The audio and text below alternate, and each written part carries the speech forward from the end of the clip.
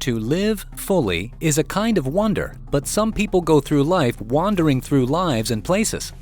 Given their often senseless passions, they traverse places and cities, searching. And in their wandering, they sometimes come across something that gives their life shape.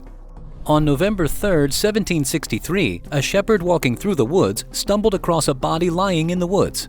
Suspecting that the person was dead, the shepherd took to his heels and made it to the home of the village surgeon.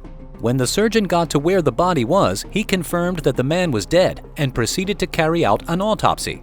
He brought out his scalpel and cut open the belly of the man. But it turned out that the shepherd and surgeon were mistaken and the man was actually still alive. With his belly cut open and his intestines spurting to the bed, the man screamed and breathed his last. This man's name was Antoine Francois, popularly known as Abbe Prevost, and in today's video, we will be looking at the life of Abbe Prevost, a great man with words, but above all, a romantic and a wandering soul. Before we go on, if you haven't subscribed to our channel, please click on the subscribe button so you can be notified when more videos like this drop. Abbe Prevost was a French writer who authored over 200 books, many of whom are no longer remembered today. His short novel titled Manon Lescaut, the last in a 7-volume collection, however, garnered a large public reading and has been adapted into dramas, operas, and ballet. At the time it was published, the novel was considered scandalous and was banned in the whole of France. The novel was considered a classic example of 18th century sentimental novel. It was a good blend of romance and realism, a tragic tale of love and its depth, but also its insufficiency. It tells the story of a young infatuated man named Chevalier de Greux and his journey of love and obsession for a young lady, Manon. Chevalier de Greux abandoned his responsibility to his family and the priesthood for this lady, and ended up in a life of criminality just to meet her needs. For many, this book revealed the depths of despair a man could tumble into because of a woman, and revealed the brilliance of Abbe Prevost. From a young age, it was obvious that Abbe Prevost's life was going to be anything but simple. In fact, he was described by many as restless and unhappy, with a brilliant but erratic personality. Why, you might ask? Well, his life was characterized by a series of wandering between places and lives, often giving in to the whims of his impulses.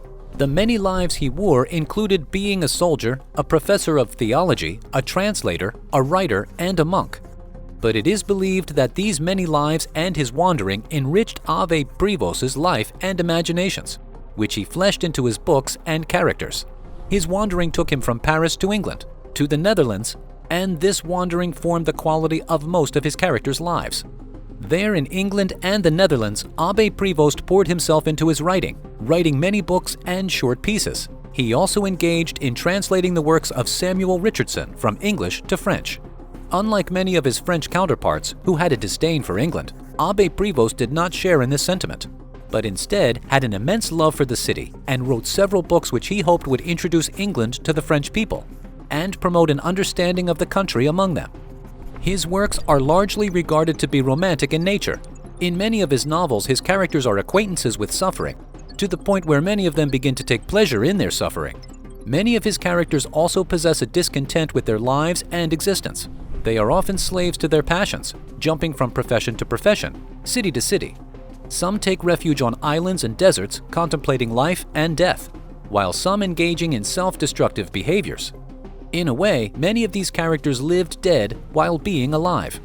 Abbe Prevost's life as a restless wanderer began at quite an early age. Born into a wealthy family in France in 1697, at age 14, Prevost lost his mom and favorite younger sister, and that somehow brought an end to his happy and innocent childhood. It is believed that these deaths affected young Abbe Prevost and set him on the track of constantly wandering between lives with a dark cloud hanging over him. After the death of his mother and in his early teens, driven by the frenzy of passion, Abbe Prevost centered his life around the Christian community and the military. Like most children of noble birth, Abbe Prevost joined the Society of Jesus, popularly known as the Jesuits. There he chose to dedicate his life to becoming a soldier for Christ, to travel to cities and villages, no matter the extreme conditions. But he didn't stay there for long, as his wandering nature soon got bored of the Jesuits. He had joined as a novice, or novitate, and this was the lowest level of the Jesuit society. To become a priest in the Jesuit order, you needed to spend between 8 and 14 years in training. But Abbe Prevost, due to his wandering nature, didn't have that patience.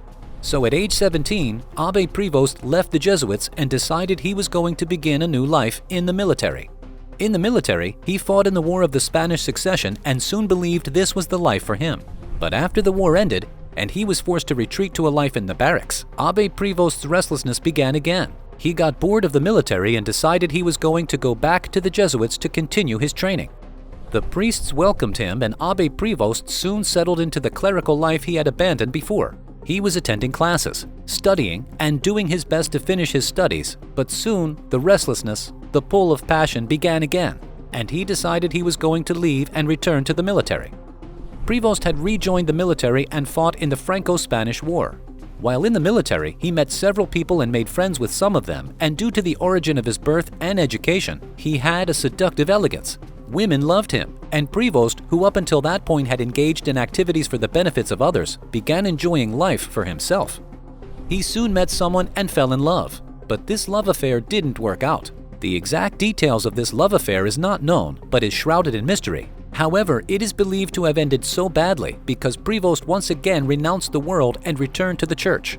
Many believed that it was from this mysterious love affair that Prevost wrote his most well-known book, Manon Lescaut, and that the lady was someone Prevost met on one of his wanderings. Many also believe that many of the protagonists in his books were based on his life. There were a few parallels between Prevost and his protagonists. For instance, the protagonist Chevalier de Grue in Manon Lescaut was also training to be a priest, just like Prevost, and had left the priesthood because of a woman. While there was no record of Prevost leaving the priesthood because of a woman, it points to the sensibilities of Prevost as a romantic and wanderer. Many of his characters were wanderers too. In search of an end to his restlessness, Prevost joined the Church of the Benedictines of St. Maur. There he swore a vow of stability, to always remain in the same community as other members of the church. For 6 years he committed himself wholly to this service. He became an esteemed professor of theology and a preacher, and it seemed as though he had finally found stability for himself and that his wandering had ended. But this too was short-lived, as a feud in the church made him renounce the church once more. He once again left the church, and this time he didn't go back to the military. Instead, he decided he was going to dedicate his life to writing. He traveled to England, where he acquired knowledge about English literature, which influenced his writings. During this self-imposed exile, he was able to publish 3 out of his 7-volume work, Memoirs et Aventures d'un homme de qualité, Memoirs and Adventures of a Man of Quality. But even this wasn't enough to calm Abbe Prevost's restlessness. He returned to the priesthood, where he continued writing till he met his death in 1763 in Chantilly. On the evening of his death, Prevost was wandering through the woods and was hit by a fit of apoplexy. He was found by the shepherd and presumed to be dead. The story of Prevost's death from an autopsy is considered apocryphal, but there's no denying its symbolism and its parallel with Prevost's life. For someone who lived with a discontent for life and a sordid restlessness, his entire life could be likened to observing one's own bleeding heart and glorying in the suffering. If you enjoyed watching this video, tell us what you think in the comments section. Don't forget to share, like, and subscribe to our channel so you can watch more videos like this one.